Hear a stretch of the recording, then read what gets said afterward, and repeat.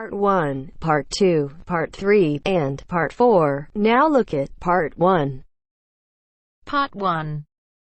You are going to listen to the director of a college talking about his school. Listen to the talk and answer the questions. First, you have some time to look at questions 1 to 3.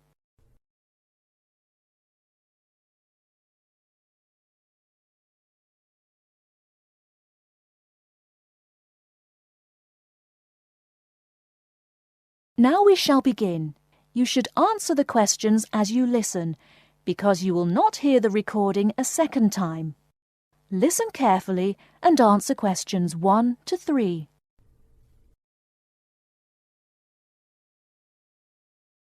Many of you already have a reasonably firm idea of the general subject area you wish to study. Others are more open and searching for ideas. Whatever your situation, I hope you find that we have a course that meets your needs.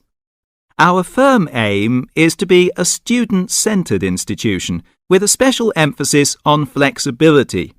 This begins with our attitude to access.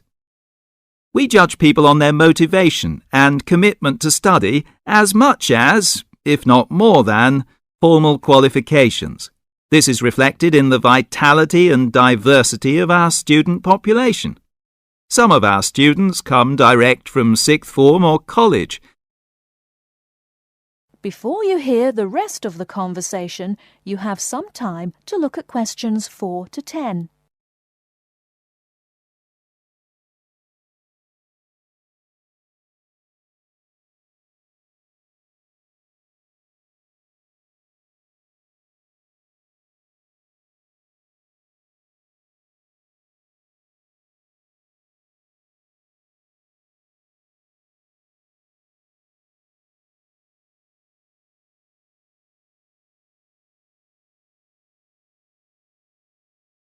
Now listen and answer questions 4 to 10. Others are coming into higher education after a short or long gap from formal education. Some are seeking a specific set of skills with a particular job or profession in mind. Others are retraining or studying to give their careers a new direction or dimension. Some are learning about the very latest scientific, technological and commercial knowledge. Others are stretching their minds on sensitive environmental, social and cultural issues. Even a casual observation of the mix of our student body indicates that we're close to our aim of being a polytechnic for the whole community. To meet our students' needs, we have 500 academic and a further 500 support staff committed to good quality teaching, high standards, and sensitive and sympathetic student care. We have probably the longest experience of understanding and dealing with the differing needs of a diverse student population. I hope you'll find a suitable course at the Polytechnic College. If you want to come to the college and we consider you suitable, we'll do our best to find you a place. And when you're here, we'll work hard to make your experience enjoyable, stimulating, and educationally rewarding. That is the end of Part 1. You now have half a minute to check your answers.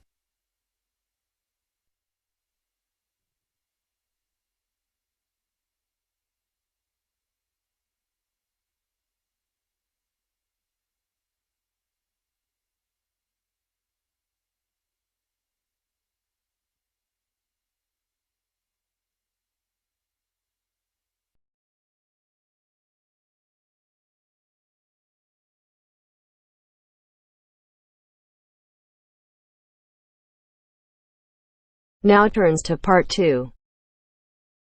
Part 2.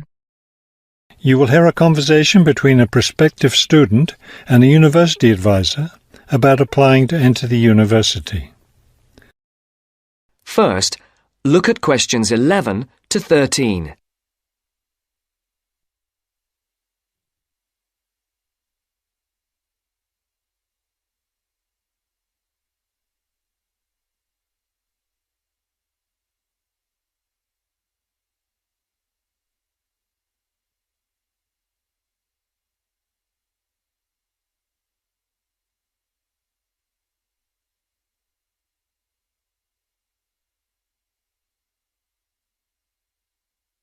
As you listen to the first part of the interview, answer questions 11 to 13.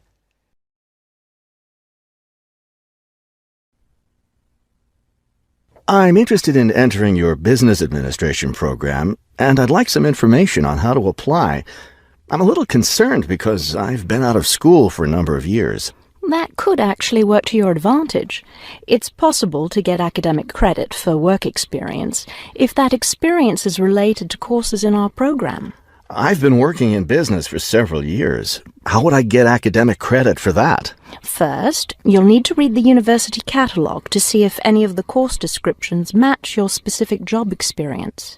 For example, if you've worked in accounting, you may be able to get credit for an accounting course. So then what would I do? You would write a summary of your work experience, relating it to specific courses we offer. Submit that to the admissions office with a letter from your work supervisor confirming your experience. Now look at questions 14 to 20.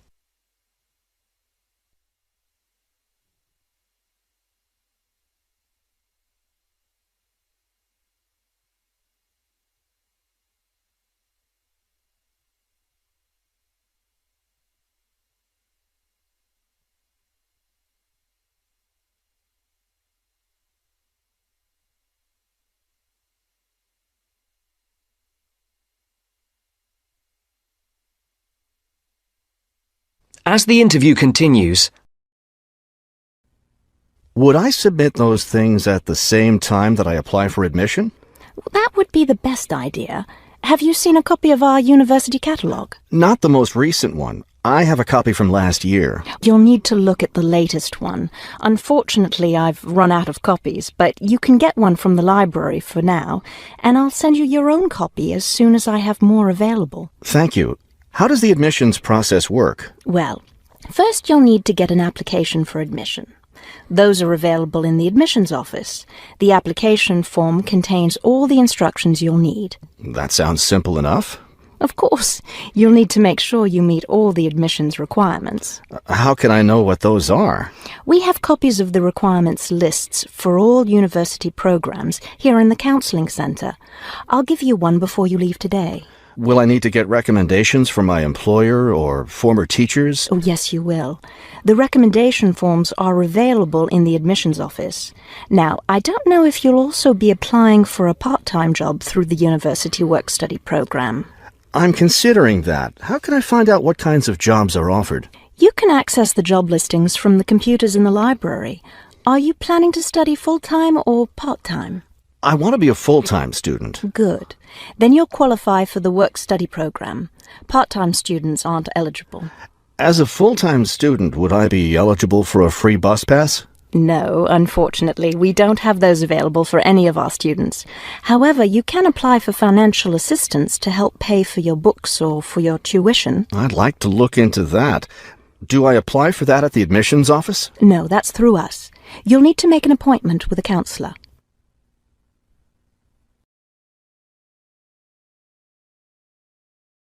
That is the end of part 2.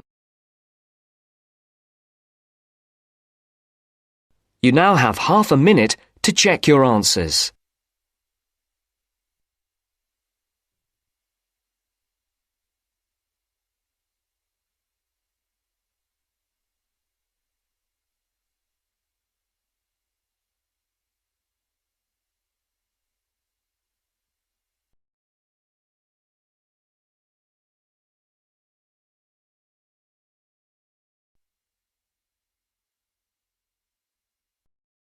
Now turns to part 3.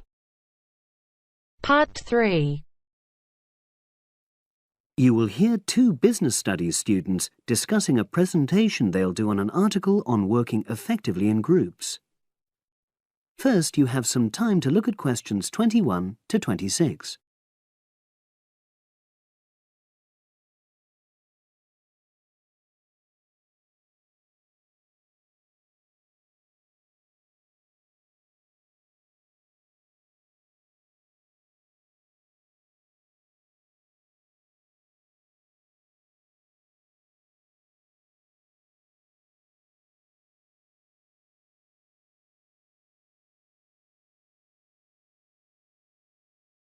Now listen and answer questions 21 to 26.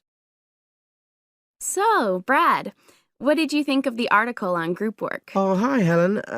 Yeah, it was pretty good, with helpful pieces of advice on how to make group work effective. I think we were lucky to be given such a straightforward text to present at the management skills seminar. Yeah. Actually, shall we discuss it now? Have you got time? Sure, it's only a 10-minute presentation, so we just need to explain and then give our views on the main points raised in the article. I'll jot down some notes. Right. So, there are 3 main sections. I suggest we start with listening. Yeah, effective listening in groups, because it's not something that's frequently covered on courses in our field. No, and we should say that in the presentation. Yeah, and also effective listening's pretty simple, you know. I don't think it's hard to learn. Well, people think it's easy, but in my experience, most of us tend to be very lazy listeners. Okay, I wouldn't argue with that. Something I do think we should emphasize is the power of the listener's posture, gestures, etc., in making speakers feel respected. Not that you're just waiting for them to finish before jumping in with your own ideas. Uh-huh. Okay, right. The next section is on goal setting. Let's make sure we're clear what the article says on this. Yeah. Well, firstly, it says that all group members must be given time to explain their own goals. That's it, yeah. And then, did it say that the whole group should agree on common goals? That's a bit too strong. It's more that everyone's agendas should be equally acceptable. But it does say that goals have to be realistic, you know... Achievable within a particular time? You've got it. That's really what the article's saying. There isn't really any point in having ideals if group members know they won't come to anything within a reasonable period.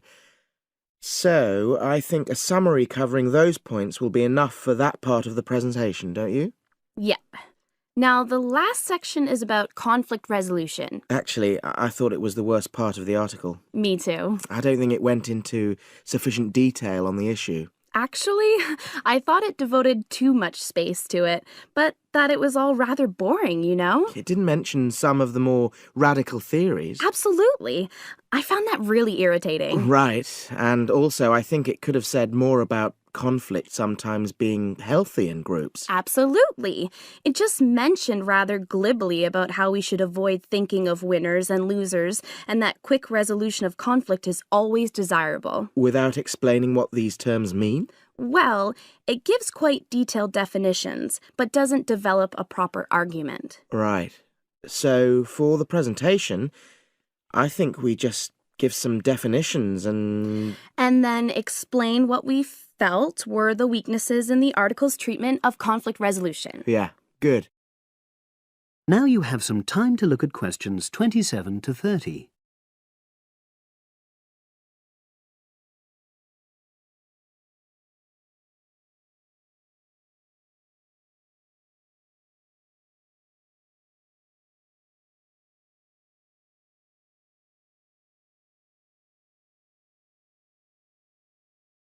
Now listen and answer questions 27 to 30. So, let's think about what we have to prepare for the actual presentation. Well, I suppose we'll use PowerPoint, but I'm hopeless at using it, especially if it has any visuals. I really have to look into doing a course on it because I know I'll need it in the future. Don't worry, I'm quite happy using PowerPoint and I'll put it together when everything else is ready. That's a relief. But yes, do that later. Okay. Now, I heard the tutor saying we have to include some well-chosen quotations from the article. I'm not sure if we do. I'll email him to find out. No need. I can just have a look at the specs he gave us when he set the task. That'll be quicker. But the tutor definitely said we have to prepare a handout to go with the talk. I'm not really sure how we do that. Sarah did one last year. Who's she? She's doing the same option as me on marketing. I'll ask her advice on what to include. Great. So that just leaves the bibliography at the end. I suppose it'll mainly be articles. Yeah. So we'll just look on the web, and we can leave that till later. But we've been advised against that? Well, we could have a look through some journals in the library. I think we should start by looking through module handbooks. I think that'll give us some good leads. Yeah, you're probably right. So, that's all the topics.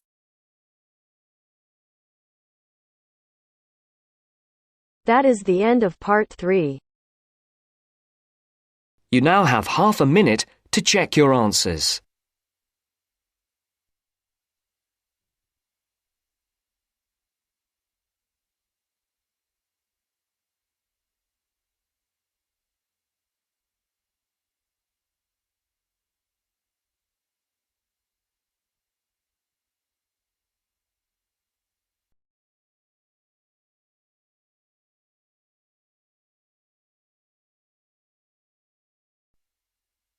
Now turns to part 4. Part 4. You will hear a lecture about geotourism. You have 30 seconds to look at questions 31 to 34.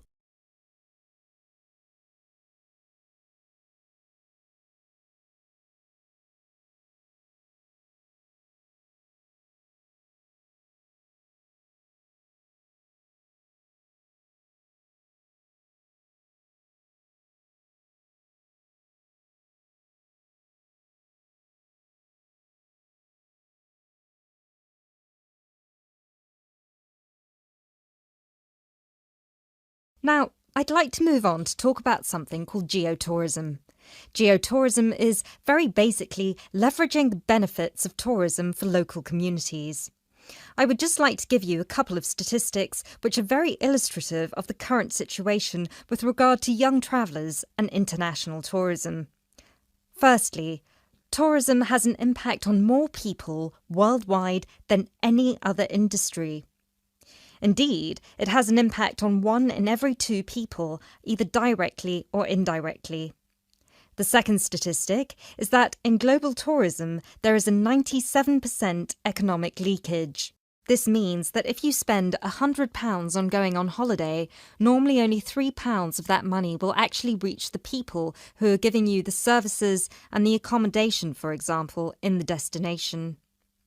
If you put these 2 figures together, you can understand why some of the regions of the world which have very high levels of tourism still have very high levels of poverty and huge developmental challenges.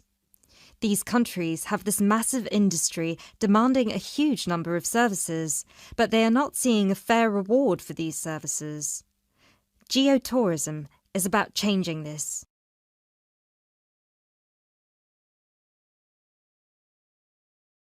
You now have 30 seconds to look at questions 35 to 40.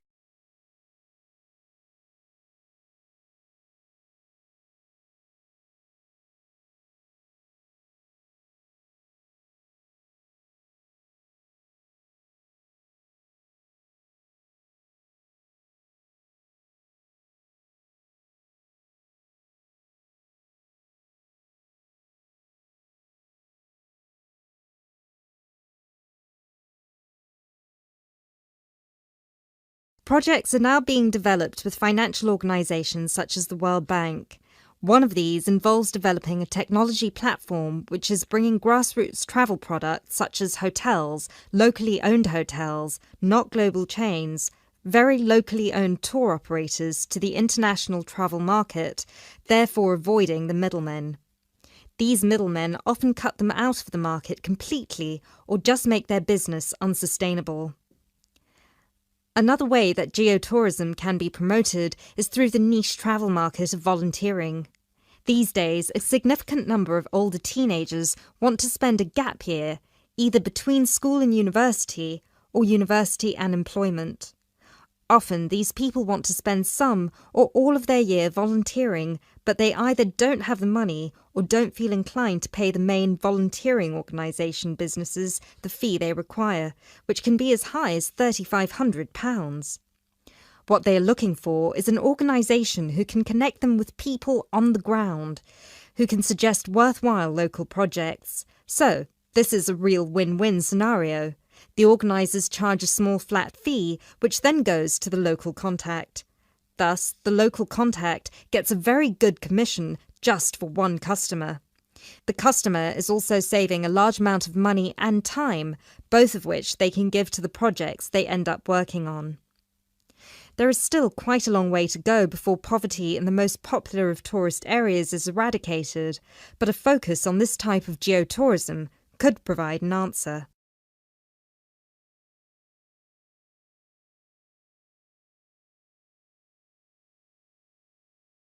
That is the end of part 4. You now have half a minute to check your answers.